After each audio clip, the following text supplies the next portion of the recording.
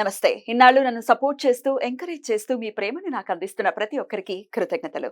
అలాగే ఈ వీడియో కూడా ఖచ్చితంగా మీకు ఉపయోగపడుతుంది. లైక్, షేర్ అండ్ సబ్స్క్రైబ్ చేసి మీ సపోర్ట్‌ని నాకు అందించండి. అలాగే ఈ వీడియో పట్ల మీకున్న అభిప్రాయాన్ని కామెంట్ సెక్షన్‌లో కామెంట్ చేసి తెలియజేయండి. ఇప్పుడు వీడియోని చూద్దాం. నమస్తే. Welcome to our channel. నేను పద్మిని. ప్రస్తుతంతో పాటు ప్రముఖ ఆధ్యాత్మికవేత్త, జ్యోతిష పండితులు, అమ్మవారి సేవకులు, దత్త గణపతి ఉపాసకులు మురళీధర శర్మ గారు ఉన్నారు. మాట్లాడదాం. మురళి గారు నమస్తే. మహాదేవ శ్రీమాత్రే నమః.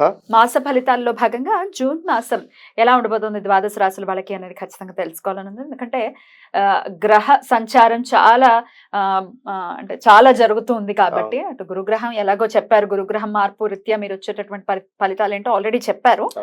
మాస ఫలితాల్లో భాగంగా ఎలా ఉండబోతోంది జూన్ మాసం ద్వాదశ రాశుల వాళ్ళకి? తప్పకుండా ఈ యొక్క 6వ నెలలో కుజుడు ఎస్పెషల్లీ మనకు మీనంలో నుండి మేషంలోకి రావడం జరుగుతున్నది. కుజుని యొక్క ఇంటిని అంటే ఈ యొక్క మేష లగ్నాన్ని కానీ మేష రాశిని కానీ ఈ యొక్క శని భగవానుడు తన ఎక్స్ట్రా లుక్ ద్వారా వీక్షిస్తూ ఉన్నాడు. కనుక కుజుడు మీకు ఇచ్చేటువంటి రిజల్ట్ శని భగవానుడి ద్వారానే తన ఇవ్వమంటేనే ఇస్తాడు. కనుక ల్యాండ్ ఇష్యూస్ కానీ, ఏవైనా రియల్ ఎస్టేట్ వ్యాపారం కానీ, కోర్టు సంబంధిత విషయాలలో కానీ కాస్త మీ జాతక పరిశోధన చేసుకున్న తర్వాతనే ముందుకు వెళ్ళండి. ఎందుకంటే ఏదో బాగుంది బాగాలేదు అని చెప్పారు కదా అని చెప్పి గుడ్డిగా వెళ్ళకుండా ఖచ్చితంగా మీ డేట్ ఆఫ్ బర్త్, పుట్టిన సమయంలో దశ ఏం నడుస్తుంది, అదేవిధంగా ఈ కుజుడు ఎక్కడున్నాడు అనే విషయాన్ని చూసుకొని ముందుకు వెళ్ళాలి. ఎందుకంటే మీ జాతకంలో కూడా శని చూపు ఒకవేళ కుజుడి మీద ఉన్నట్టయితే మామూలుగా ఉండదు, మీకు చాలా ఇబ్బంది అవుతుంది. ఇది అర్థం చేసుకొని మీరు ముందుకు వెళ్ళండి. ఇక శుక్ర, బుధ, సూర్యులు ఎక్కడ ఉండబోతున్నారు? వీరు మనకు వృషభము, అదే విధంగా మిథునంలో ట్రావెలింగ్ ఉంది వీరికి ఈ 1 మంత్ లో. కనుక వీటి వలన ప్లస్లు మైనస్లు మనం ఈ యొక్క వీడియోలో తెలుసుకుందాం. తప్పకుండా. మరి ఈ జూన్ మాసంలో ద్వాదశ రాశుల వాళ్ళకి ఎలా ఉండబోతుంది ఇప్పుడు తెలుసుకుందాం. ఇక తులారాశి వాళ్ళకి ఎలా ఉండబోతోందండి జూన్ మాసం? తప్పకుండా అమ్మా. తులారాశి వారికి మొన్నటిదాకా కూడా సప్తమ గురుగ్రహం ఉంటే అద్భుతంగా పనులు అనుకున్నటువంటి విధంగా ముందుకు వెళ్ళాయి. ఏది 2022, 23 కూడా. ఇప్పుడు ఈ యొక్క 24లో ఈ యొక్క గురు గ్రహము 8వ స్థానానికి వెళ్ళడం జరిగింది. 8 అంటేనే కాస్త కష్టము. ఆల్రెడీ వీరికి గత 3 నెలల నుండి సినిమా కనబడుతూ ఉన్నది ఖచ్చితంగా కూడా. కానీ ఇట్లా అంటున్నా అంటే ఇక చెప్తున్న ఉదాహరణకు ఏదో హెల్త్ ఇష్యూస్ రావడం కానీ, లేదా కోర్టు సంబంధిత వ్యవహారాలలో మైనస్ వాతావరణం కానీ, భార్యాభర్తలలో గొడవలు అధిక మొత్తంలో అవ్వడం కానీ, ఇలాంటి సమస్యలు అయితే పొంచి ఉన్నవి. జాగ్రత్తగా ఉండండి. ఓవరాల్గా చూద్దాం ఒకసారి. అన్ని రంగాల వారికి నష్టములు, తరచూ ప్రయాణాలు చేసేటువంటి సందర్భము, ప్రయాణాలలో ఆటంకాలు, మానసిక ఆందోళన, ఇష్టమైన వస్తువులు అమ్మడం కానీ, తాకట్టు పెట్టుకోవడం కానీ, అనవసరమైనటువంటి తగాదాలు, మోసపూరితమైనటువంటి వాతావరణం ఏర్పడుట, వచ్చే సొమ్ము రాకుండుట, ఇంటి యందు కలహాలు, సంయమనంతో మెలిగితే మాత్రమే మీరు ఈ యొక్క నెల బాగుంటుంది. పనుల్లో ఒత్తిడి, చికాకులు, ప్రయాణాలలో ప్రమాదాలు, సాధ్యం కాని హామీలు ఎవరికి ఇవ్వకండి. విలాసాలకు అధిక ధనం ఖర్చు అయ్యేటువంటి పరిస్థితి, వాహనం నడిపే అటువంటి సందర్భాలలో మెల్లగా నడుపుకుంటే మంచి ఫలితాలు ఉంటాయి. ఆగమాగం టెన్షన్ కాకండి. మరి యొక్క కుజుడు మీకు ఎగ్జాక్ట్లీ కూడా ఆపోజిట్ దృష్టితో ఉన్నాడు. ఈ యొక్క విషయాన్ని గమనించుకోండి. ఎగ్జాక్ట్లీ యొక్క కుజుడు మీ యొక్క లగ్నాన్ని చూస్తూ ఉన్నాడు.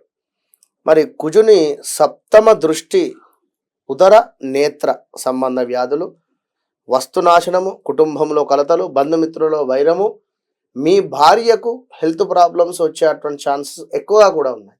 అట్ ద సేమ్ టైం మీకు కూడా. ఇక మరి తులారాశి వారికి 7వ స్థానంలో కుజుడు ఉంటే అట్లా ఉంటుంది.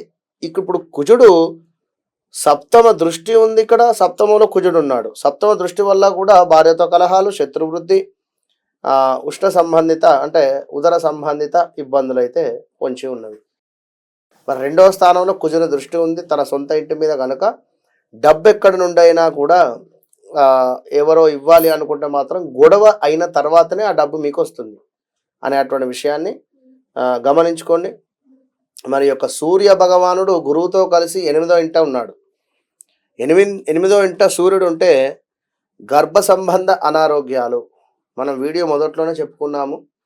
గర్భ సంబంధ అనారోగ్యం అంటే ఆ, ఉమ్మ నీరు తక్కువైందని చెప్పి ఆపరేషన్ చేయడం కావచ్చును, లేదా అబార్షన్స్ జరిగేటువంటి ప్రమాదాలు కావచ్చును. తులారాశి వారు చాలా జాగ్రత్తగా ఉండండి. స్ట్రెస్, భర్త వల్ల ఏమైనా గొడవలు జరుగుతున్న సందర్భం ఉంటే మాత్రం కాస్త ఓర్చుకోండి. తులారాశి వారు అబ్బాయి అయినా కూడా మీ భార్యను గొడవ జరిగేటువంటి సందర్భంలో తను కడుపుతో ఉంది అనే విషయాన్ని గమనించుకోండి.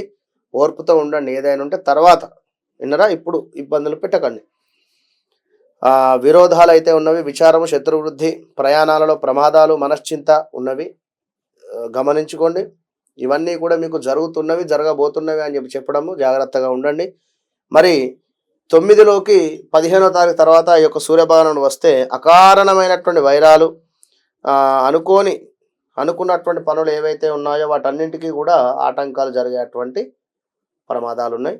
గుర్తుంచుకోండి. మరి ఈ యొక్క బుధుడు కూడా 8వ ఇంట ఉన్నాడు. బుధుడు 8వ ఇంట ఉంటే ఖచ్చితంగా కూడా మానసిక భీతి, బంధు నష్టము, అనారోగ్యము, ఇక్కడ ఇట్లా ప్రతి గ్రహాల మూలకంగానైతే అనారోగ్యం ఉంది. కొంచెం బీ కేర్ఫుల్గా ఉండండి.